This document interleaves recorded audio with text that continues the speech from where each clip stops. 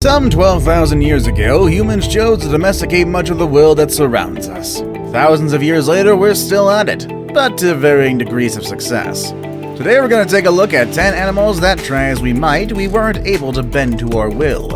Number 1 is extremely special because it's the only domesticated animal on this list, and that's no thanks to humans. Find out just what animal that is as we give you 10 animals we still haven't domesticated yet. Number 10. The elephant. You might find this fact surprising, but unbelievable as it may sound, elephants aren't considered domestic animals even though they've been captured and trained for over 3,000 years.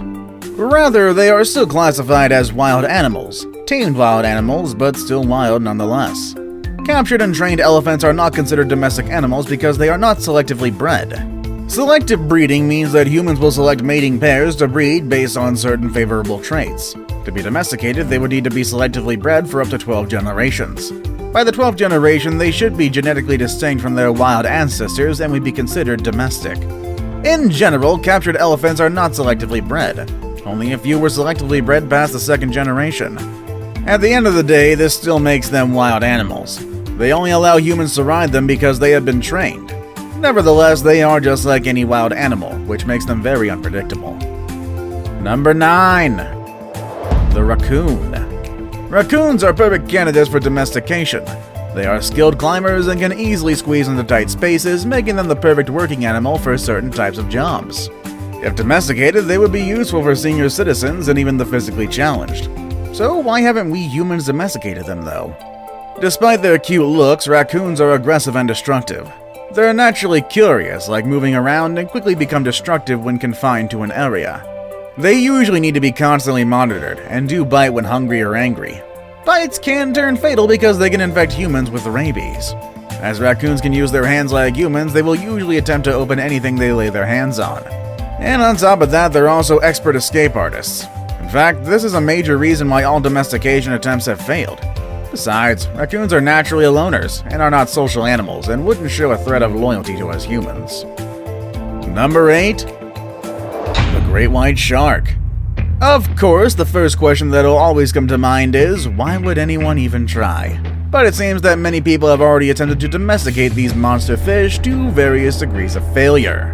The main reason why all of these attempts failed is because the great white doesn't really take well to captivity. The very first great white held in captivity died within hours. The longest this animal has been held in captivity is 16 days. Captured great white sharks are also fond of hitting their heads on the aquarium's glass walls. One great white held at Okinawa Churami Aquarium in Japan continued bashing its head on the glass wall until it died. Another one held at California's Monterey Bay Aquarium hit her head on the wall continuously and attacked 2 other sharks until she was freed. Great white sharks don't fare well in captivity for several reasons. First, they are constantly on the move, capable of moving through an entire ocean. They also need lots of water to breathe, so even the largest of aquariums are too small for them. Captured sharks are also unbelievably aggressive and will usually refuse to eat.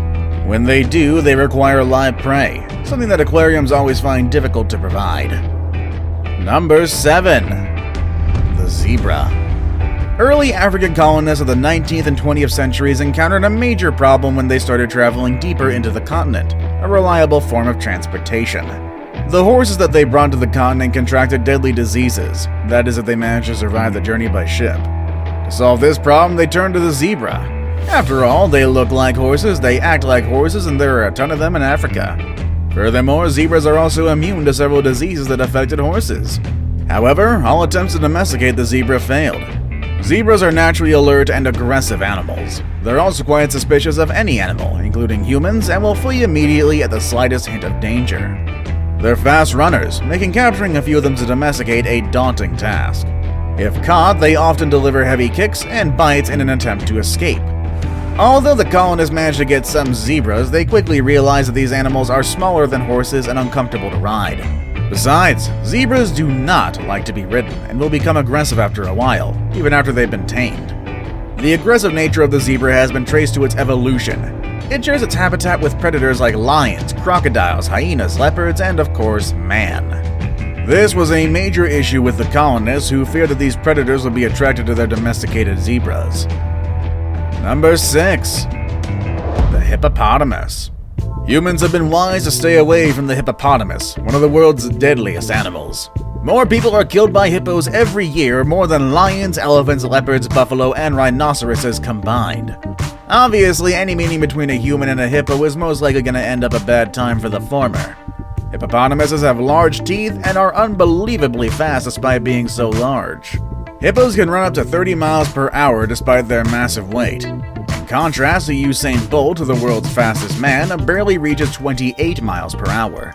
Nevertheless, there have been a few brave souls who have attempted to domesticate the hippo. As expected, those efforts ended badly. Regular viewers of this channel would already be familiar with Marius Els, who in 2011 was killed by a 1.2-ton 5-year-old hippo he was trying to domesticate.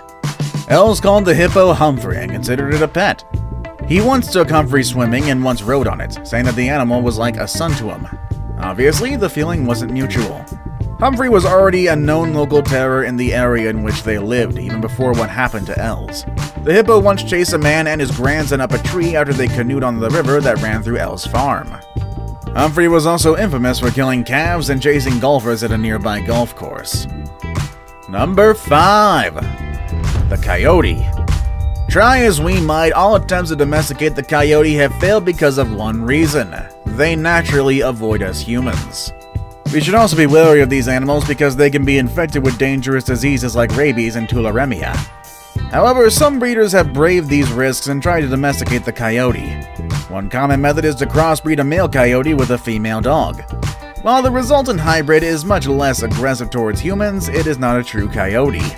Another method is to take young wild coyotes from their mothers and to train them into adulthood. While coyotes become less wary of humans after about 3 generations, they are not domestic animals. In fact, several attempts to domesticate a coyote have ended with the coyote attacking the breeder. This happens because a coyote close to humans can begin to consider a human as prey and will then look for the best time to attack. Interestingly enough, coyotes are slowly becoming domesticated. How? Very similar to how the animals on number 1 did, so stay tuned to find out. Number 4. The Fox. Did you know that there was once fully domesticated foxes? They did die off, and modern attempts to domesticate them again have been only partly successful. In a bit of irony, the extinct fox we domesticated was called the Fuegan or Yagan dog. It was domesticated from wild populations of the Andean fox. Curiously, the Fuegan dog was not really popular during its time. This was probably because it wasn't as useful as a regular dog.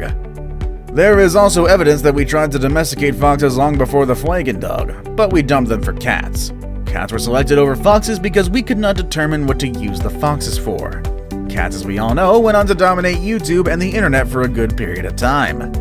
Foxes are difficult to domesticate because of their unbelievable stubbornness. Russian geneticist Dmitry K. Belyov sought to change this in the 1950s when he started a project to domesticate the silver-black foxes. 4 generations later, the foxes were displaying dog-like behaviors. They developed a fondness for people, wagged their tails, and licked their breeders. 50 generations later, they are barking and responding to humans and understand gestures. They also make noises that are distinct from wild foxes. The project is still ongoing, and we might just be a few generations away from a true domesticated fox. Number 3. The Moose. A few centuries ago, when horse cavalries were still a thing, King Carl XI of Sweden decided that he wanted a more ferocious animal to replace his horses. An animal that would send the horses of the enemies fleeing the battlefield at first sight. He then settled on the moose. Unfortunately for the king, the plan never worked out. As he later found out, the moose was too dangerous to approach. This worsened during mating season when it got uncontrollably aggressive. Besides, the moose is susceptible to disease and has a varied diet that is difficult to provide. Moose are also smart creatures and will usually avoid the war front. When they did go near the battlefield, they fled the moment another moose was killed. Other attempts to use them as meat were unsuccessful. They would refuse to go to the slaughterhouse when they realized the moose taken there earlier did not return. Yet, despite the failures, there is still an ongoing moose domestication project at Kostroma Elk Farm in Kostroma, Russia. The project started in the 1930s when Joseph Stalin decided to set up a moose cavalry. Like King Carl XI's plan, Stalin's project failed, but Nikita Khrushchev revived it when he attempted to domesticate the moose for meat. This also failed, and several moose farms shut down. Kostroma is still up and running though, but their moose domestication project is geared more towards milk production. Now it's time for today's best pick. Today's pick is a fully decked out rhino, as if it was ready for a festival or something. Have people already succeeded in domesticating this creature? Are there even attempts to domesticate this thing? Well, find out next with number 2. The rhinoceros.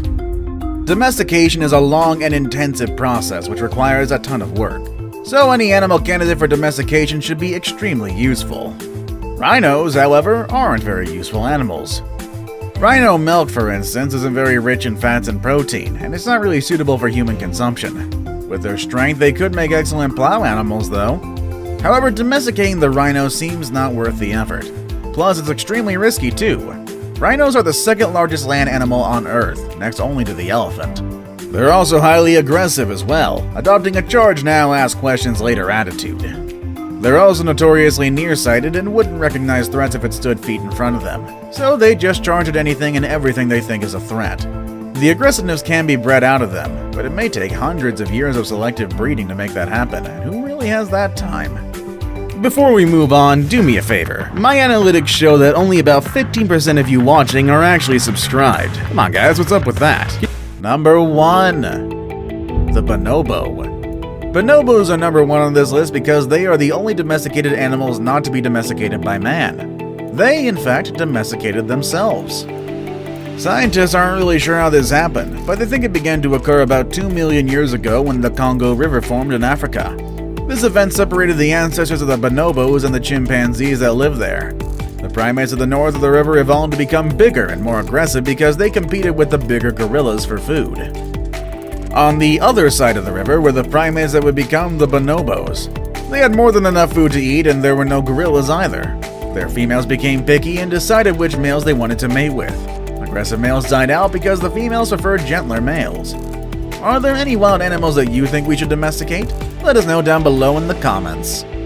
Also, make sure you check out the channel's other amazing videos. As always, thank you all for watching, and I'll see you all next time. Later, everybody!